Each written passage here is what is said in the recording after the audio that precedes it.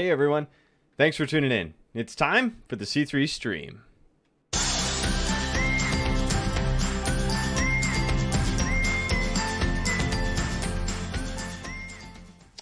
All right, good evening. Hello everybody. Sorry that I'm a little late. I was having some technical difficulties.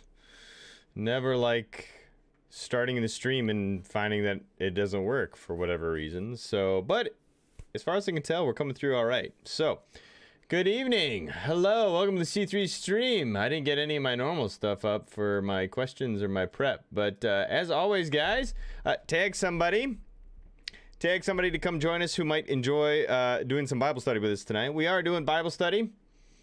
It is Tuesday night, time for Tuesday night teaching. Woo, woo, woo, woo, woo. So what is Tuesday night teaching? It's a time for us to hang out and look at the Bible together. And that's what we're doing. 7:30 p.m. we hang out on Tuesday nights and we study the scriptures. We've done character studies. We've done biblical books, topics. I don't know, I show you maps, and you guys have a thing for maps. I don't know why everybody loves maps. I got a hot cup of tea here. And, yeah, we're ready to rock and roll. Picking up where we left off last week. You had a chance to join us last week. We were on Luke, chapter... Well, we kind of like... Luke 5, it's Luke 5, and we got through a couple different stories in Luke 5. We're taking a narrative look at the Bible, and that means that we're looking at the Bible not in the way that it is traditionally laid out in your table of contents, but in a narrative, story-based look. So we started long ago by looking at Genesis, and then rocking and rolling all the way up until where we are right now in Luke. So you can always go back on YouTube and watch this stuff and so forth. So if you're curious, or if you're joining us for the first time, so glad that you're here. But go back and watch some of the old ones too. It's great to be able to see where we've been, where we came from, etc., etc. So let's see. Let me get set up, guys. Oh, I was gonna do a question of the day. Oh, I had one earlier.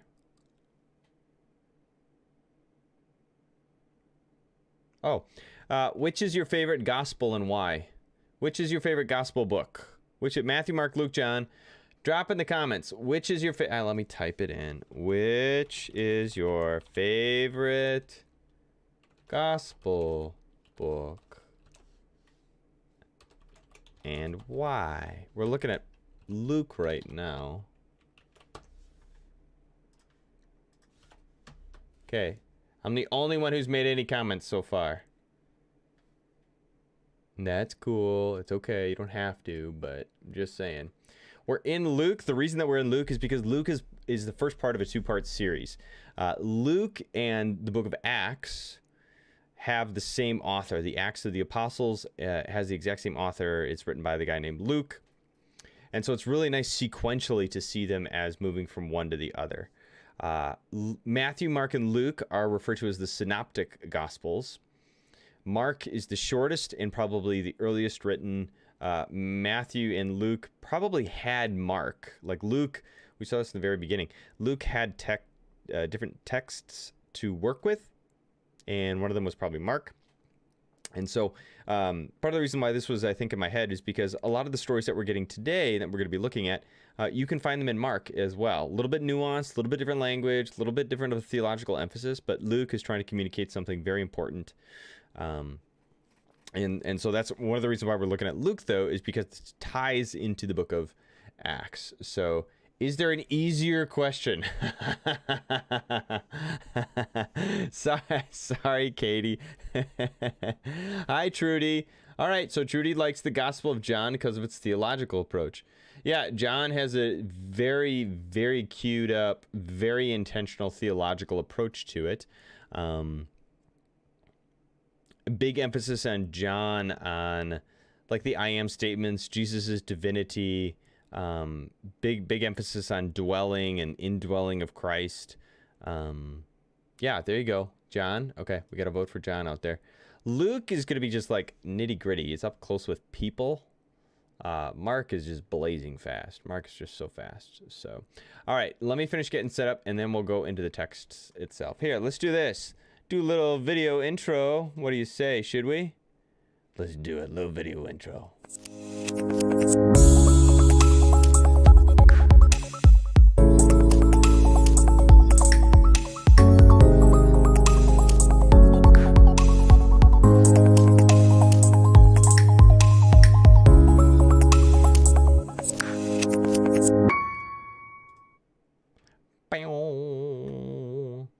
All right. And then let's jump over like this. So you'll see on the screen in just a second. Here we go. This is my software that we track on and that we have been using together. It's extraordinarily handy. There we go. You don't need to see the library portions. There you go. It's a great thing. So if you are curious about language, or if you're curious about, Greek stuff, there we go. We got a vote for Luke because he's a physician. He is a doctor. That's right. Physician nurse. Oh, that's funny. That is funny. I love it. So we are using the NLT as previously. We always use the NLT. Whatever translation you have at hand is always the best one, though. Okay, so don't freak out about that. But we got the NLT that we're rocking. And then let's bring up a infographic. Where's my little... there's my fact book. Okay. Cool. So if you are curious about any of the language or any of the little things as we go along and as we do tonight's study, just drop it in the comments and let me know, because then I can actually pause if you want to do a word study or something like that. Oh. Well, we're having all sorts of problems tonight, gang. Technology crashed on me.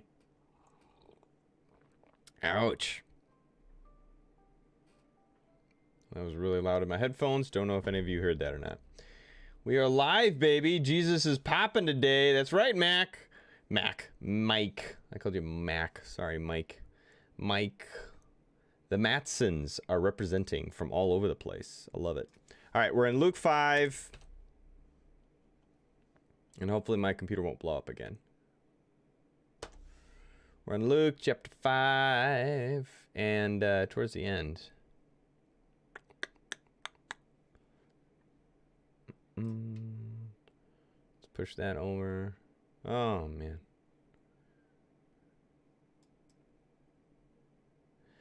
Mike, which is your favorite gospel? You got a fave?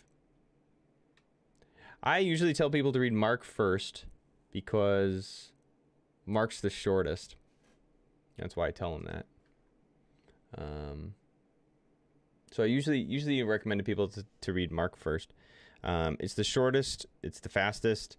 The other one that I recommend actually is John, because John reads is like this cool fairy tale story. It's so rich. You have like no idea what's happening, but it is extremely rich in its presentation. John is. So I sometimes recommend John as well. And then Matthew is so dense with its teaching, that if you're just looking like really good teaching stuff, go to Matthew. And then Luke is what you want to read if you want to get like the historical understanding and connect it to the book of Acts. Wow. We're having, you know what? Guys, this is like embarrassing. I don't know what's happened to my computer tonight. The streaming wasn't working properly. Now my software is frozen. I hope I'm even streaming. Check the stream. It says I'm streaming. So, Mike, we're live, baby. Okay. Here's how we're going to do this, guys, because I don't have the patience for this. What in the world? This is God making me giggle and laugh and saying, here's how we're doing this. Do you remember this? This is called a physical Bible. You guys have these? That's how we're going to do it for the moment until my computer stops freaking out. So we're going to go to Matthew. Oh, man. We're just giggling all through this night, aren't we? We're just going to giggle our way through this night. I'm going to Luke, and I'm doing it in a hard copy. Luke 5, that's where we were, towards the end of the chapter. So just as kind of a recap of where we left off, we just left off of a story with the calling of Levi. Right before that, Jesus had done some healing. There we go. And we'll relaunch it. Why not? See if it's going to blow the computer up still. All right, here's the dealio. We left off with Jesus healing a paralytic, and then he calls Levi, and that's where we kind of finished, and we're just about to dance into the question about fasting.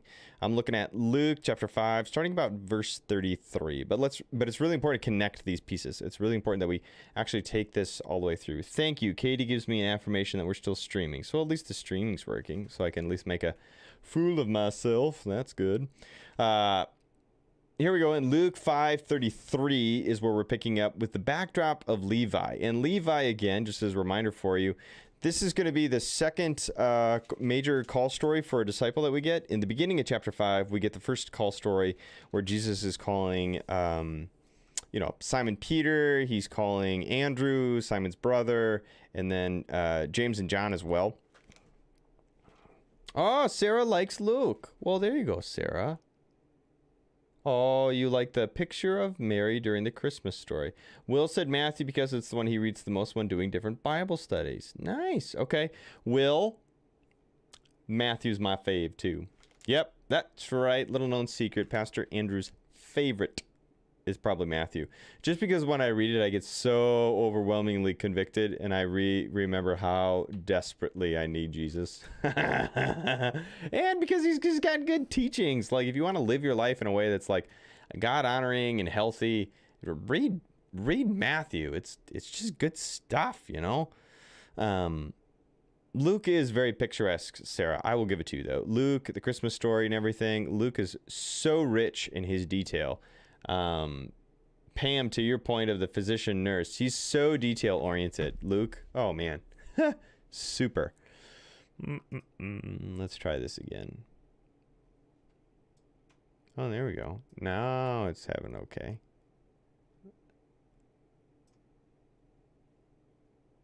All right.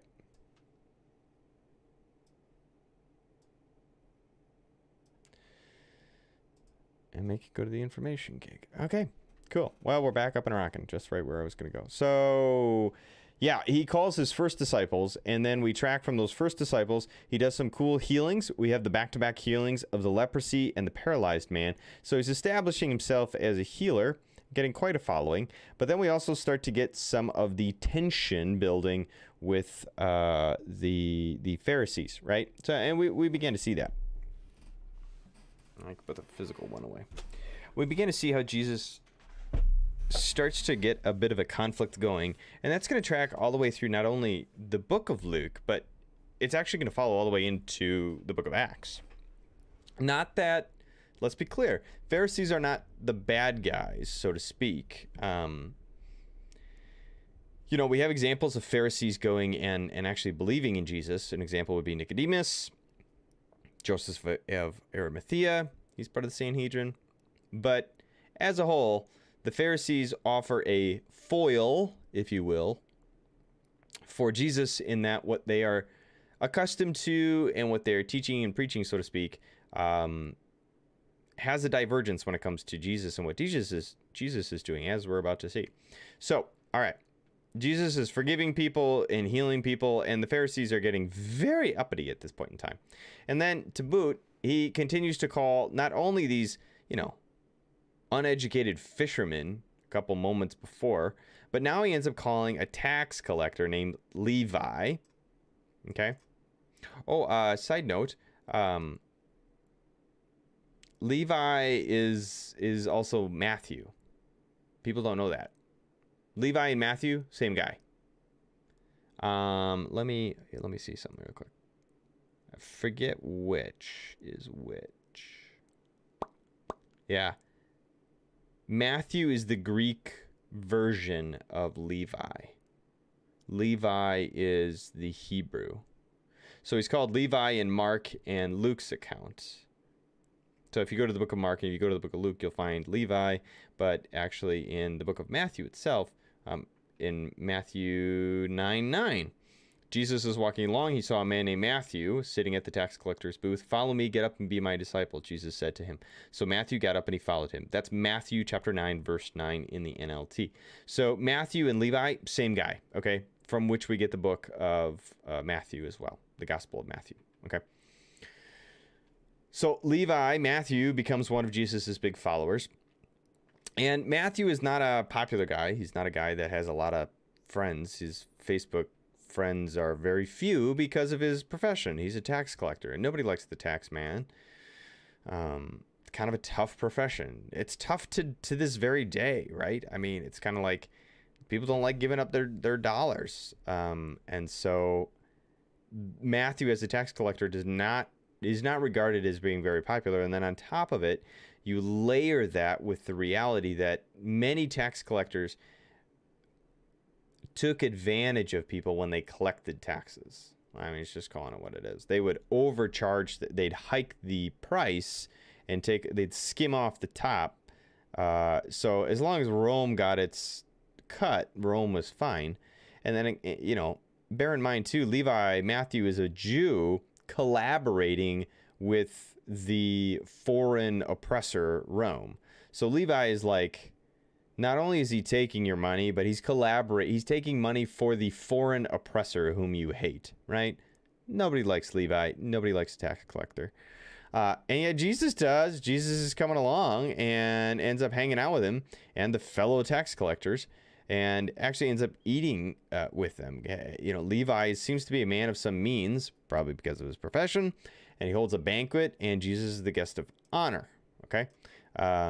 The other people who attend, the Pharisees and some of the teachers of religious law, don't like this. Why? Because you're eating and drinking with scum.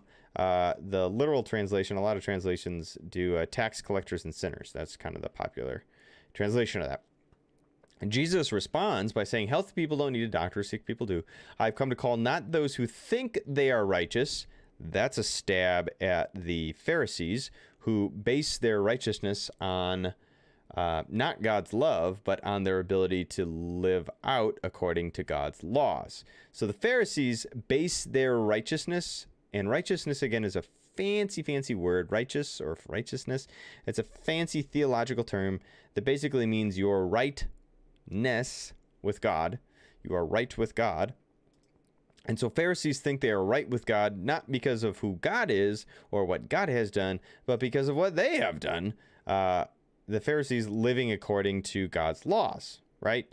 Jesus comes along and Christians, turn all this on its head. And this is where we get a sense of that, where Jesus says, look, I'm not here for the people who think that they're doing fine. I'm here for the people who know that they've messed up and need a doctor, right? I'm here for people who want to have life change and see transformation and get their life right. I'm here for sinners and those who need to repent. Repentance being going in a new direction, moving from one direction in your life and then getting sent in a different direction according to where God's law and God's grace and God's heartbeat is. So you kind of get the idea here of Jesus gathering broken, messy people to him who don't have life together, who aren't necessarily even following God's law well, but are sinners and want to start living life right with God. So, all right. That's kind of where we left off. All right. Now he moves from this tension into a discussion on fasting. All right, what is fasting? Fasting has a variety of ways in which it is implemented and carried out, but the simple reality is fasting has to do with self-denial of some sort. All right, fasting has to do with, saying no. We just came off Lent. This is probably one of the few places that fasting still has kind of a foothold in our Christian culture, at least, is that during the time of Lent, you fast. That is, you say no, and historically you would say no to red meat on Fridays. That's why Wisconsin has so many stinking walleye fish fries. Why you're not supposed to eat meat on Fridays. Why you're not supposed to eat meat on Fridays. It's a funny old practice dating way back. That's a story for another time. The point is, fasting is still around. Fasting in and of itself is not a bad thing. It's actually a very good thing. And it has to do with denying oneself for a purpose, with an intent. It's got to do with fasting to focus yourself. Fasting is a deliberate and temporary, make no mistake. It's not like you give up whatever you give up forever, but it's a temporary and deliberate saying no, usually to food, but it doesn't have to be food, for a religious reason. Normally it's because you would increase your prayer life, or you would, dive into some aspect of meditation or whatever it might be. It's giving special measure to your spiritual life. That's what's up with fasting. And fasting was a practice in the Jewish life that you would do on high holy days. So if you were Jewish, you were required during special days of the year to fast. Okay. If you were a Pharisee, one of the religious elite or religious teachers, and you would fast regularly, like multiple times in a week, even once or twice a week. You would stay away from all food and water, and you would just give that up for the day. So this was a very common practice, but all Jews embraced the practice of fasting, particularly on the high holy days. All right. So religious and the religious Pharisees, as well as your average Joe Jew, would have known, understood, and been familiar with fasting. One day, some people said to Jesus, "John the Baptist's disciples fast and pray regularly." Usually fasting and prayer are connected. Okay? You give up your meal time to pray. That's kind of a rudimentary explanation, if you will. And so the disciples of the Pharisees. So John the Baptist is a big wig. He's a big deal right now at this point in time in history. People recognize the name John the Baptist, and he's got this group, right, disciples, and he advocates for fasting and praying. And then also the Pharisees themselves do. Why are your disciples always eating and drinking? So we don't know who the people are. It could be that they're just honest people who don't have an agenda and just want to understand. But they're seeing a discrepancy between John the Baptist, who seems like a cool dude, the Pharisees, who are kind of the religious experts of the day, and then you see Jesus and his cadre of sinners and tax collectors and fishermen, and they never do it. What's up? Jesus gives a good response. He says, "Do wedding guests fast while celebrating with the groom? Of course not. But someday the groom will be taken away from them, and then they will fast." Now, Jesus is not denying or saying that fasting is not worthwhile. Far from. It's not a question of, is fasting good or bad? It's a question of when and why. That's what Jesus is getting to. Fasting continues to be a healthy practice within Jesus following circles to this very day. But what Jesus is doing is pointing out the idea that, look, fasting is this time where you kind of retract, where you pull back and you focus, okay? Now is not the time for that. The disciples should be throwing themselves whole hog into following Jesus and not getting distracted by retracting and pulling back. There would be something lost if the disciples all of a sudden went on a spiritual retreat to pray and fast, because then they wouldn't be around Jesus. It's not an overcomplicated. It's a simple practical reality, and then on top of it, Jesus is specifically picking up on weddings. Now, weddings is a time of celebration. Weddings is a time of joy. Weddings is, fun. You ever been to a wedding before? They're supposed to be fun. Why, Jesus is pushing on the idea that the disciples would intentionally deny food and drink and historically go into a practice that is actually frequently associated with being somber. I don't want to say severe, but certainly introspective, meditative,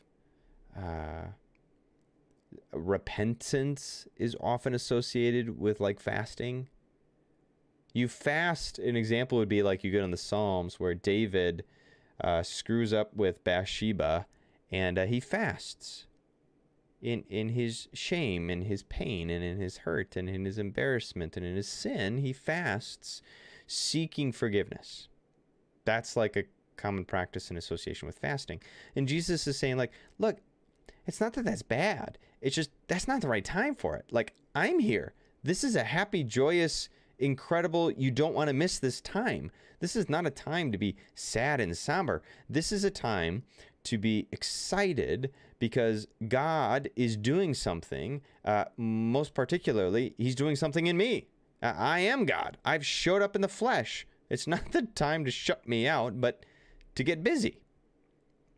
Jesus gives them an illustration. Now, this is a pretty radical suggestion, right? Because again, the culture, fasting is normalized, and all of a sudden you have this new religious teacher and his disciples aren't fasting, so it's abnormal. Jesus is being very abnormal with this. Jesus gives them a new illustration. No one tears a piece of cloth from a new garment and uses it to patch an old garment, for then the new garment will be ruined and the new patch wouldn't even match the old garment. The idea here is if you've got a hole in your jeans and you put a new patch on there and it's a brand new piece of fabric, and then you throw it in the laundry and you try to launder it, the patch, which has never been washed before, will shrink, and ironically it will tear the hole again. If you take a piece of cloth that has been washed, that is already, we even have terms for this, pre-shrunk, use that to patch the hole, then your jeans won't rip.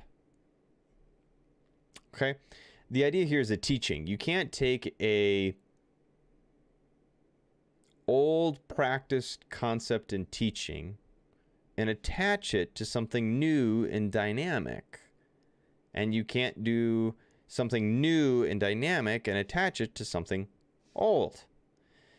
In many ways, this is one of the reasons why people look at the disciples that Jesus chooses, and instead of choosing disciples from among the Pharisees, Jesus is kind of going to clay pots. He's going to place, people that he can shape and fashion with, newness. He's going to people where he can pour in his new orientation and new take in his application of the biblical witness and the Jewish teachings in Jewish life.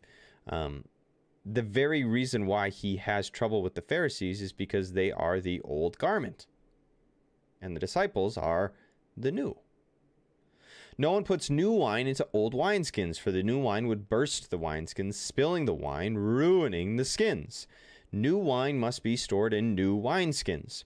That is to say, this new kingdom that I am building, this new way of living, this new forgiveness, this new radical community that I am about to form, the kingdom of heaven that I am establishing, cannot be done. It just wouldn't work with old practices, namely people who have been so deeply shaped by the Jewish scriptures and upbringing. It just ain't going to happen.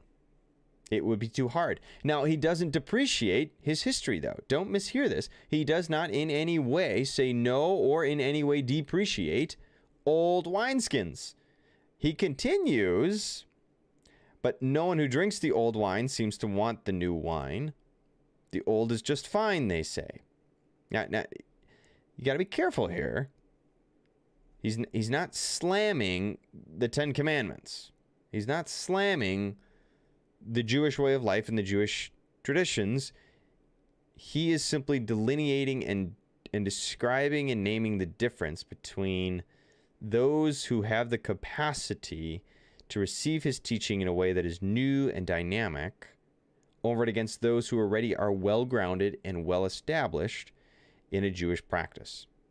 This is all highlighting the tension with the Pharisees and the tension with the new thing Jesus is doing, the newness that God is up to in the person of Jesus Christ. So far, so good? That makes sense? Okay.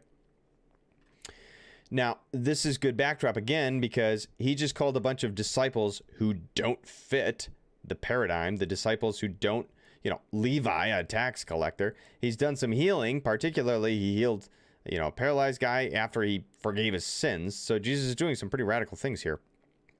And then following it up saying, like, the disciples aren't having the same questions that the Pharisees do. This all makes sense. You move then into a discussion about the Sabbath. All right, so now he's going to take it another notch. He's going to keep going on this. And it's perfectly in line. Note that all this has to do with food and drink, which ties us back actually to the calling of Levi. So the food and drink aspect of being a disciple, all this is tied to Jesus and discipleship. This is Jesus naming, clarifying, and expounding upon the disciples that he has called, both in the present and the disciples of today, you and me, okay? The disciples of then and the disciples of today are the newness that God is doing in the world, and that we are sinners needing repentance. Okay. Sabbath. One day Jesus is walking along through some grain fields, and his disciples break off heads of grain. They rub off the husks in their hands, and they ate the grain. But some of the Pharisees said, "Why are you breaking the law by harvesting grain on the Sabbath?" All right, what are they talking about? The Sabbath is something that God introduced and established in the very beginning, way back when. We can see the Sabbath. This is a fancy Jewish term. It's a day of rest, okay? The Sabbath is sometimes what you and I would just candidly refer to Sunday. But, the Sabbath is the seventh day of the week, theoretically, and it is the day of rest. It is done in honor of where we find the Genesis account where God rests on the seventh day. There's a whole theology that's built around Sabbath. In the day of Jesus, the Pharisees, one of the big things that the Pharisees are advocates of and watching for is that people follow the law. And the law is you have to take a Sabbath, and the Sabbath is a day of rest. The way that practically works its way out tangibly is you're not supposed to go to work. You're not supposed to do work on the Sabbath. For some of the more extreme interpretations and applications of this, it means you're not supposed to run. It means you're not supposed to play. It means you're not supposed to do anything that could get you close to the idea of work. You're not supposed to work because it's the Sabbath. It's a day of rest. So when they see some disciples walking through some fields and grabbing a handful of grain, the idea here is that they're harvesting grain. That would be work. You're not supposed to harvest. You're breaking the Sabbath, breaking the law, harvesting. How, Jesus, could you allow your disciples to break God's law? That's what the Pharisees are making the assertion around. And Jesus just kind of rolls his eyes at this. Haven't you read in the scriptures what David did when he and his companions were hungry? He went into the house of God and he broke the law by eating the sacred loaves of bread that only the priests can eat. He also gave some to his companions. And then Jesus added, "The Son of Man is Lord even over the Sabbath." All right, so what Jesus does here is, one, he brings up a story. The story comes from 1 Samuel, where David is I believe he's on the run. Yeah, it's the point in time in his life where he's on the run. He's a good, godly man, but things aren't looking up for him. I mean, they kind of are, they kind of aren't. He's been promised the kingdom. But David is Robin Hood at this point in time. And him and his companions are hungry. They go into a area that they're not supposed to go into, and they eat food that is meant for the priests. So in the Jewish practice, the Jewish community took care of the priests. You provide for the priests because the priests, care for you and do what priests do. They have to have us. They have to sustain them, right? No difference than me as a pastor. That a church supports the pastor. The idea of it within Judaism is that you support the priests, and one of the practical way that you support the priests is that the priests were the ones who were allowed to eat bread that was used in worship, like ritual practices. A lot of the rituals had to do with food, and so, the priests were the ones that could eat the food after the ritual so that they didn't have to go buy food. They didn't have a job like the rest of the people. Their job was to be a priest, and so this bread was specifically set aside for the priests, and only the priests were supposed to eat it. And this was all in tune with God's law. God had said, you got to take care of the priests. This is one of the ways that you can do that. So David essentially is also breaking the law. He's breaking the letter of the law by doing this. So that's the parallel then that Jesus is calling upon. And in doing so, Jesus is saying, wait a minute. Jesus is breaking the law for the reason and purpose of living into a greater law of life, that the human need for hunger superseded the practical implementation of why the law existed. David and his companions were going to starve. It's okay that they ate the bread. The priests were just fine for one go. They all skipped lunch for a day, and it's not the end of the world. Jesus is drawing on that parallel with his disciples, saying, look, my disciples, they're hungry. The disciples are hungry. They're not taking a sickle out to the fields and harvesting. They're hungry. And if you're going to use the law in this way, you have lost the heartbeat and intention of the law. And then, on top of that, he makes a really big Christological assertion. He says, the Son of Man is Lord even over the Sabbath. So not only does he try to reframe the conversation about the proper application of the law, but then he also goes so far as to say, look, by the way, the Son of Man, which is a title. Yep, title Jesus uses for himself. This is a common title. You'll find it depending on the gospel, Jesus uses certain titles. This is one of the titles that you're going to find with Luke. It's a common title. I can't remember if it's in Mark as well. But this is a title Jesus uses to self-describe. And basically saying, I am Lord over the Sabbath. So, Jesus is saying, I am Lord over the intent and the heartbeat and the purpose of the Sabbath. There's a lot to actually unpack here. I mean, there really is. Theologically, this is Jesus as the one who defines and orients the law of life, the law of rest. This is a claim of divinity. This is a claim of authority. And bear in mind, we've seen Jesus asserting authority up in Luke up until now. Jesus has been claiming to have all authority. He's making the claim that he has the authority to forgive sins. Here he's claiming, he has the authority to rightly understand and apply the purpose of the Sabbath. It's a big deal. It's a big line. This then translates perfectly into a healing on the Sabbath. So there's a reason why Luke puts a discussion of the Sabbath right up against healing on the Sabbath. On another Sabbath day, a man with a deformed right hand was in the synagogue while Jesus is teaching. Now, Luke, the physician, here you go, Pam.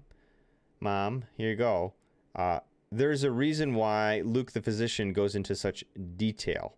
We find out that it's his right hand. He's living with a deformity. This person is living with a deformity. We don't know anything else about him. He's just a dude. He's a guy.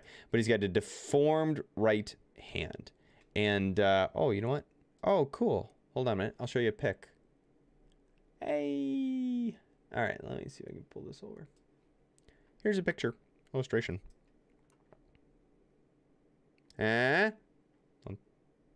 That's pretty cool. Okay, zoom in. Oops. Oh, yeah. And where is the... It's public domain. James, there's the credit. So... I wish I could zoom in for you guys. I don't know how well you can see this. But, you know, here's a guy. You see Jesus. This would be the context is assumed to be in some large gathering hall. Or he's in... It doesn't say, does it? He's in the synagogue. That's what it is. I knew he was in a large hall for a reason. So Jesus is in a synagogue. A synagogue, again, is like the cultural center, the town center. It's the place where big decisions were made, deals were made. It's the marketplace meets town hall meets religious ceremonies. It's the big place where everybody hangs out.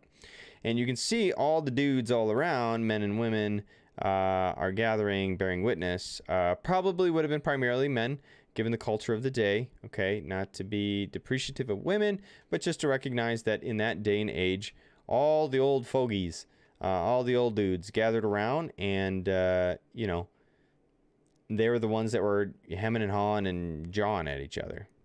Okay, and there's this guy with a deformed hand.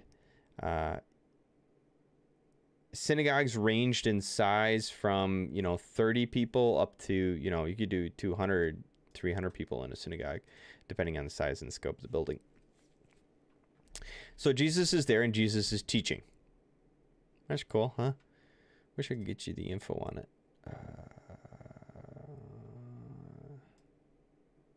I figured out how to zoom. Yeah, so this must be Jesus. Now, this is funny because this is Jesus, the man with the withered hand. But what's interesting is that they got the wrong hand. This is his left hand. And his right hand is the one that is deformed. So, I don't know if that's supposed to be deformed. The reason why the whole deformed hand thing is a big deal is because the right hand is the hand that you work with. The right hand is the hand that you work with, that you gesture or talk or communicate with. It's the hand that you engage in deals with. The left hand is used to relieve yourself and to wipe yourself after you relieve yourself. The Jewish tradition is incessant on healthy sanitation. That's one of the things that God ordained and set aside and demanded of his people. Jewish people were way ahead of the curve on this. They were so far ahead of the curve when it came to sanitation. And it's just God's preservation, God's law. God said, like, you need to wash your hands a lot. But back in that culture and back in that day, the right hand was the dominant hand that you did everything with. So if you've got a deformed right hand, that's a big deal. You have a deformed hand that is the primary hand, which means that this poor guy is trying to live life with his primary hand being his left hand, which culturally was not acceptable to use in most situations. Okay? So there's a cultural piece here. There's a community. Even just by naming this, there's like a stigmatism, community, relationship aspect to this. There's a livelihood, his ability to work aspect to this. That, you know, is a big deal. So there's this guy with a deformed hand who's in the synagogue while Jesus is teaching. The teachers of the religious law and the Pharisees, which we've now seen for this whole chapter and before, watched Jesus closely. So this is almost like they know that Jesus, we saw he's already healed a couple people recently. Katie Matson, you're correct. Very hard to be left-handed during that time.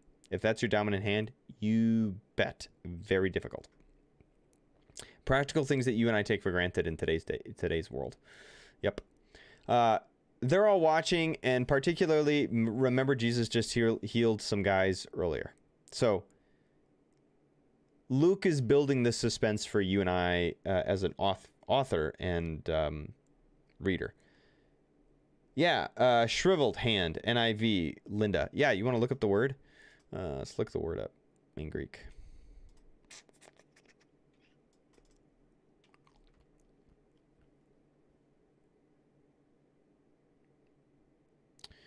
Shrunken, withered, and considered to be immobile, paralyzed, often due to a wasting disease.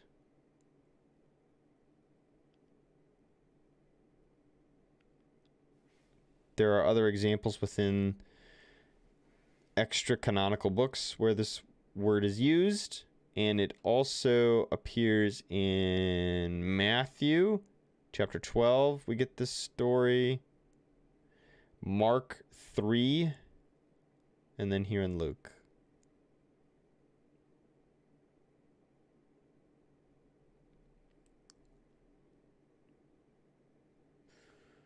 The root of the Greek word is dried up. Yeah, sure. So shriveled, dried up, deformed, shrunken, withered, and effectively rendered useless.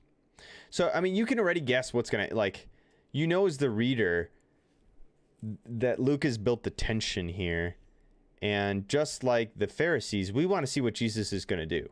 We want to see not only what Jesus is going to do, but what are the implications of if he's going to do what we think he's going to do, just like the Pharisees, he's going to heal the guy. We know that there's going to be further added tension between the Pharisees and Jesus. And we're going to have to find out, he made some decent rationale about the Sabbath up here, and he's made some decent rationale so far about the whole, doing something new in regards to previous expectations of the law.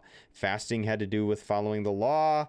We've got the discussion on Sabbath. So, things are building. You can feel in Luke momentum. Maybe that's a good word choice. You can feel a sense of building and momentum in the Gospel of Luke. Look at that. Next lines. Duh. Keep reading, PA. If he healed the man's hand, they planned to accuse him of working on the Sabbath.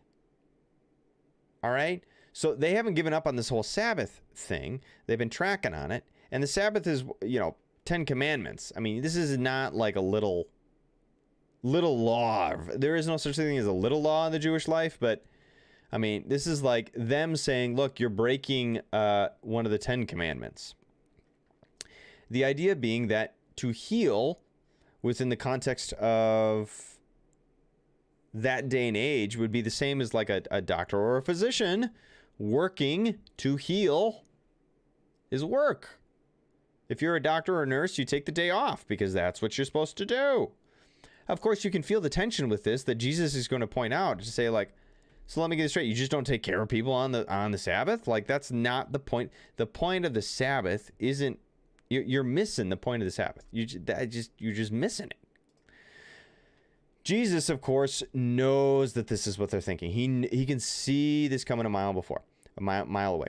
And so he just gets in front of it. He just goes up to the dude. He's like, hey, you, come on, stand in front of everybody. Right? So he just calls the poor guy. Can you imagine being this guy? This guy's got to be like a mix of emotions. Why?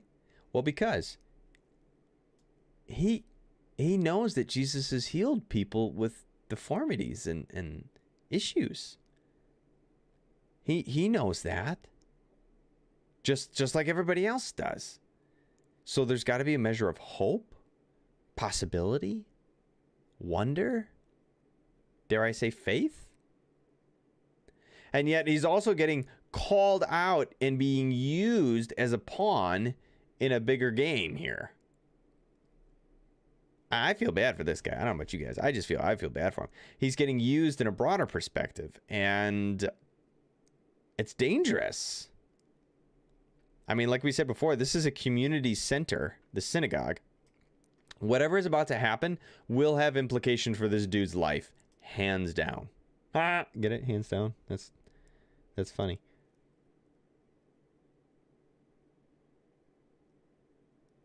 Yeah, Michelle. Yeah. Yeah, that's totally right. So Michelle was just naming that, even to today's in today's culture, sometimes people are forced to be ambidextrous, even if their primary or dominant hand is left-handed. The expectation is that you're still going to be right-handed. Sometimes that happens in school settings or home settings or something like that, where you presuppose and force upon people that you have to use this hand or that hand or whatever. Little known fact, Pastor Bob eats left-handed, writes left-handed, but throws a baseball right. What did I just say? I just said it wrong. He eats left-handed, writes left-handed, throws a baseball right-handed. Both my dad and my father-in-law, I believe, as well. I think my father-in-law is growing up, his parents insisted that proper decorum was using his right hand. I think that's the story I remember. Anyways, it continues to today. Jesus knows his thoughts. He can see all this happening. He calls it out. He's just going to get in front of it and name it, come and stand in front of everyone. So the man comes forward. Then Jesus addresses not the guy, because he can see what's up. Oh, yeah, Fred is the same, right-handed, but does all sports left-handed. Oh, that's fascinating. Huh, that's cool. Yep, there you go. See? So this is, again, the guy's just being used as a pawn. And Jesus doesn't even talk to the dude. Again, I feel bad for this guy. I just have empathy for him. I just feel bad for him. Jesus addresses the Pharisees. I have a question for you. Does the law permit good deeds on the Sabbath, or is it a day for doing evil? Is this a day to save a life or destroy it? And this is Jesus calling out the tension that the Pharisees are living with. I mean, you see this in the, see, I wasn't crazy. My father-in-law, they tied up his left hand, so he had to use his right. Yeah. Trudy. Yep, there you go. Another example. See, these examples continue to this very day. Got to use the right hand. So, I mean, this is a story where it's a big deal that this guy's hand is shriveled, deformed, paralyzed, unusable. This is a big deal for him, personally, culturally, community-wise. Just getting a job. You can't swing a hammer if you got a deformed right hand, right? You can't lift things and be laborers was the dominant. The culture fostered a dominant expectation of physical activity just to make a livelihood, right? So it's a big deal. All right, Jesus looks at him and he calls out the tension. He says, look, you guys are just mad at me because I'm healing on the Sabbath. You have lost the purpose of the Sabbath. I mean, is the Sabbath a day to save a life or destroy it? He calls out their foolish thinking. This is where the letter of the law has denied the spirit of the law, which the Apostle Paul talks about. The letter of the law and the spirit of the law. He looks around at them and one by one, and then said, I love that, one by one. I mean, it's just like Jesus staring them down, looking at them each. I mean, this is so dramatic. This is such a dramatic experience. Jesus stares them all down, and then he says to the man, hold out your hand. I don't know. Do you think he had a deep voice? Yeah, I don't know, but I just picture this as like a slow, deep, commanding tone. And the guy does it, and Jesus heals him. Boom. Now, this is like a mic drop moment, right? Jesus is almost daring them to accuse him of working on the Sabbath, which, would mean stoning him, which would mean... Anyways. At this, the enemies of Jesus were wild with rage and began to discuss what to do with him. This is Jesus drawing the battle lines. This is Jesus going to the degree of, and this is the trajectory that you will find for the rest of Luke's writings. Even in the book of Acts. Bear in mind, in the book of Acts, there is a tension between the Jewish traditional church, if you will, practice, life, theology, and the new thing, the new wine that Jesus is doing, the new life that Jesus is offering. This is, Even to the point that if as we get later on, if you guys remember last year, we did the temple steps, and that's where things come to an explosive head, is right out in front where Jesus goes to the temple itself, the very pinnacle of the Pharisees, Sanhedrin, Sadducees, their place of power, the teachers of the law. And then he by the time they get, it's just the crucifixion is written on the wall. It's coming. It's just coming. So Luke is building that momentum, and we see it spark here. It's more than spark, and it's like these are the sparks that cause the flames, and he makes it clear. The enemies of Jesus were wild with rage, and they begin to discuss what to do with him. Up until now, Jesus is just like that itinerant preacher that they're kind of curious about. They're keeping an eye on. But he hasn't done anything that would be so offensive that they need to get rid of him. Now they see him as a threat to the Jewish way of life. They see Jesus as a threat to everything that it means to be Jewish and all the hopes that the Jews had of, fulfilling and becoming the godly people that they felt like they were destined to be, that God asked them to be. You think back a couple weeks ago, guys, where we talked about messianic expectations. For a lot of these Pharisees, they thought that every Jew has to become a good Jew and follow the law, follow the Sabbath, follow all the 613 laws, and then finally, if every Jew would get on board with the Jewish way of life and be a good, faithful Jew and not work on the Sabbath and do the Jewish thing, then the Messiah would finally come. So, the stakes are high as far as the Pharisees are concerned. The stakes are extremely high. The Jewish way of life, in their perspective, is getting undermined by Jesus. So it's not surprising that they're all over this. It's to be expected. All right. What else we got? Oh, yeah. Okay, we'll stop at the Sermon on the Mount. Oh, no, it's 8:27. Oh, shoot. See, I wasted all that time in the beginning. Wondering if they were more furious about Jesus healing or that Jesus called them out. Answer, yes. I think both and, Linda. I'm pretty sure. Right? Because I don't know. Okay, he does. He just calls them out. Like, I love it. One by one. He stares them down. Ooh. Everybody has such a hippie Jesus picturesque idea of who Jesus is as this peace-loving guy who just runs around and hugs everybody, but not the case. Jesus also had some rough edges to him. Wasn't afraid of a fight, so to speak. Get it? He wasn't, because why? Well, the cross. Hey-oh. But one by one, he's not afraid to stand his ground. Really isn't. And that's good. He's not getting pushed around here. All right. Then real quick, here's just a list. One day soon after, Jesus went up to the mountain to pray. This is him retreating. He does this on a regular basis. This is intimacy with God. This is meditation. This is retreating. This is that whole fasting thing, right? Of stepping away in order to focus. And he prayed to God all night. I don't know how he stays awake. I'm yawning. I fall asleep. Oh, excuse me. That was embarrassing.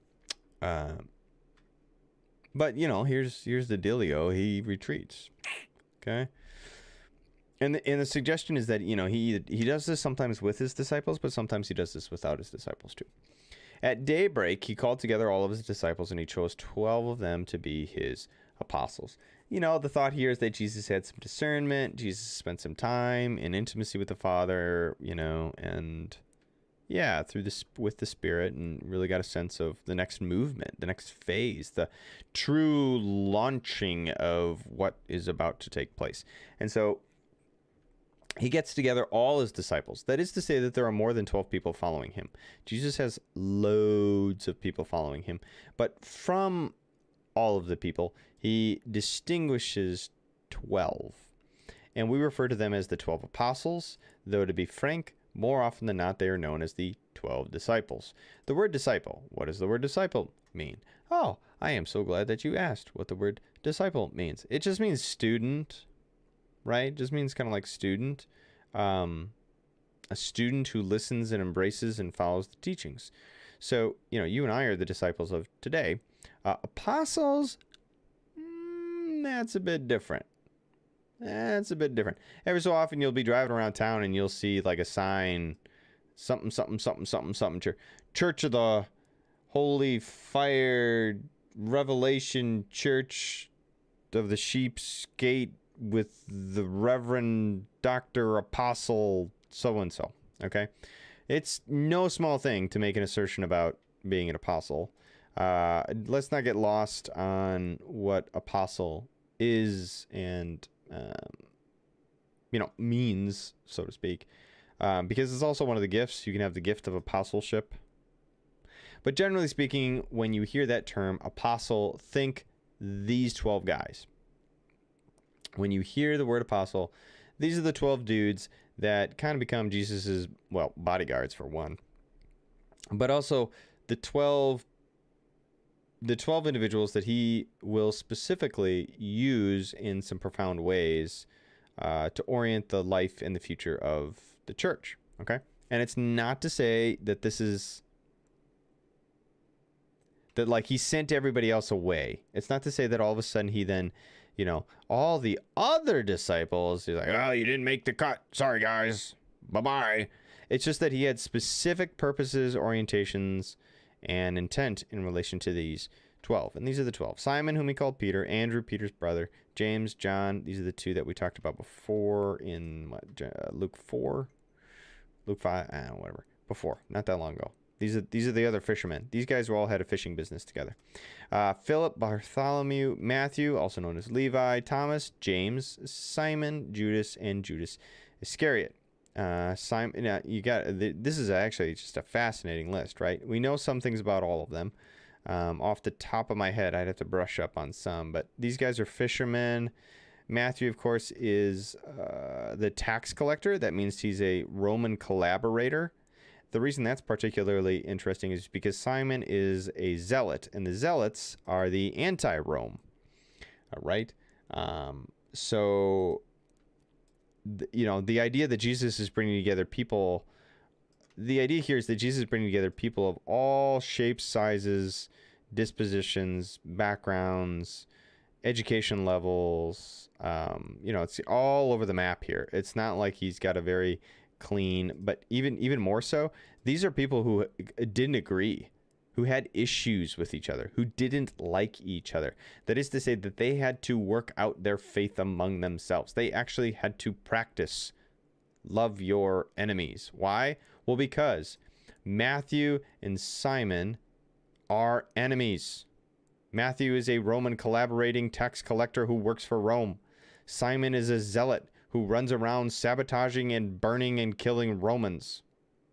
So this is a fascinating statement in how we see from this list Jesus gathering and specifically orienting these men towards that. This is the new wine. This is the new wine skins that he's pouring in his teachings and the new kingdom that he's about to build, the kingdom that he is building into these apostles. Michelle, disciples equals learners. Yeah, that's a good translation. Apostles, representatives. Kind of. Apostle usually has a connotation of actually starting something or newness.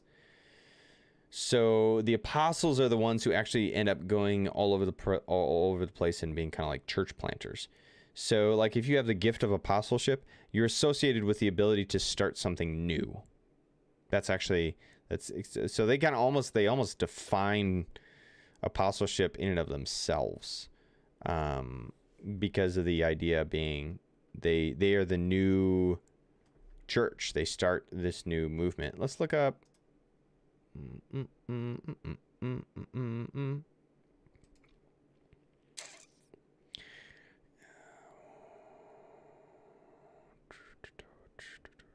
No. What's the dictionary defined as? I mean, yeah, like representative. Yeah, I mean, because they are. They are representatives. It's not that they're not. They are.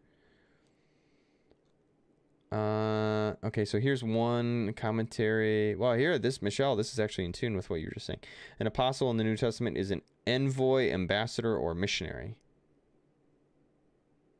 In the New Testament, the term apostle is applied to the one who carries the message of the gospel forward. That's the Anchor Yale Bible Dictionary. Messenger, envoy. One sent out. Yeah, so okay, Michelle, you're more on track than I think I gave you credit for at first. I was thinking of representative like a ambassador is probably a good. I guess if you go in that direction, one who is sent, sent, someone or something sent. Greek word is derived from sent. The root word has to do with sent. Okay. Well, there you go. Were the 12 apostles chosen to represent the 12 tribes in the Old Testament? Yep, that's the idea, Katie. Great question. Generally speaking, that is what is largely regarded as a yes. 12 is a number that we've seen a bunch of. If you guys can think back, 12 tribes, 12 sons of Israel, of Jacob.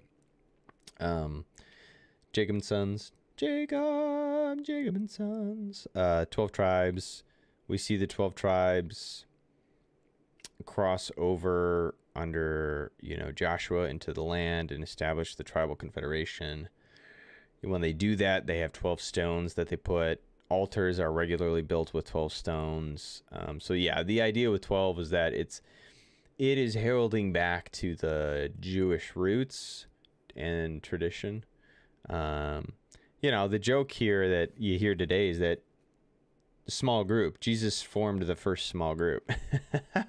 The first Christian small group were the disciples, the 12 apostles. I think that's funny. I hope you're laughing. But that's, Jesus is getting a small group that represents also a microcosm. It's a microcosm of something so much greater and so much bigger. The idea that Jesus is doing something genuinely bigger and greater, and that these guys represent that. The forecast of that, and they don't do this perfectly, right? They're messy, broken people too, yeah, they all end up having just brutal lives, but lives that are spent for the sake of the gospel, right? I mean, they all have such strong. It's because of these guys and all the other disciples that we have the message that we have today, and the hope that we have today. So. In no small way, these are the primary bearers of that original Christian witness. And 12 is pointing out how they stem from and come from a Jewish root there. So, I'll show you yeah, that's the breakdown. It's also regarded as an office. Yeah. Okay. This is actually a big deal too. You'll find this in different theological circles, but the question is that, as apostles, they move from being a disciple is just any follower, but apostleship is more of an office. In the same way that like a pastor is an office, I am a pastor, but that's an office that I hold. The same concept here with apostle. Discipleship is not an office in the same way. It's a calling. It's a practice. It's a calling. It's a life. But it's not an office the same way that apostleship is an office. So, all right, guys, there we go. I felt like I was gabbing a lot tonight and off my game. I am sorry, everybody, but we'll pick it up next week. We're gonna pick it up. We're gonna start it off with Will. If you're still listening, I don't know if it's up past your bedtime or not. I feel like it's about to be my bedtime, But we are going to be picking up with the Gospel of Matthew, chapter 5. The Sermon on the Mount. We're about to do the Sermon on the Mount. Sermon on the Mount. The Sermon on the Mount and the Beatitudes are just on the horizon, everybody, where we get a whole lot of Jesus teaching going on. So that's where we'll pick up next week. Luke 17.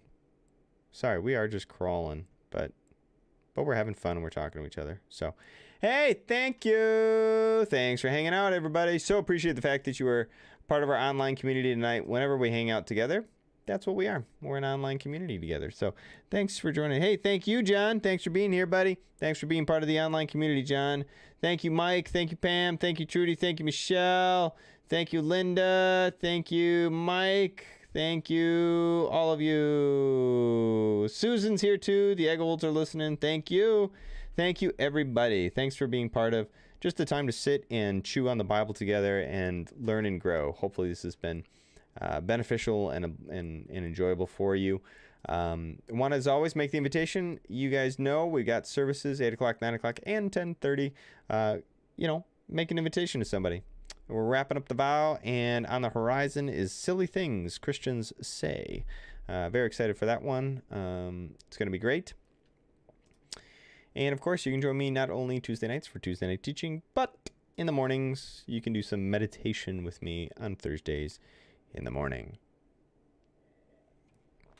I am way over. It is time to wrap this sucker up and be done. Good night, everybody. Thanks for hanging out. Have a blast. Have a wonderful rest of your night. Go lift lives. Go elevate Christ. Go be church for those who aren't here yet. And give them Jesus.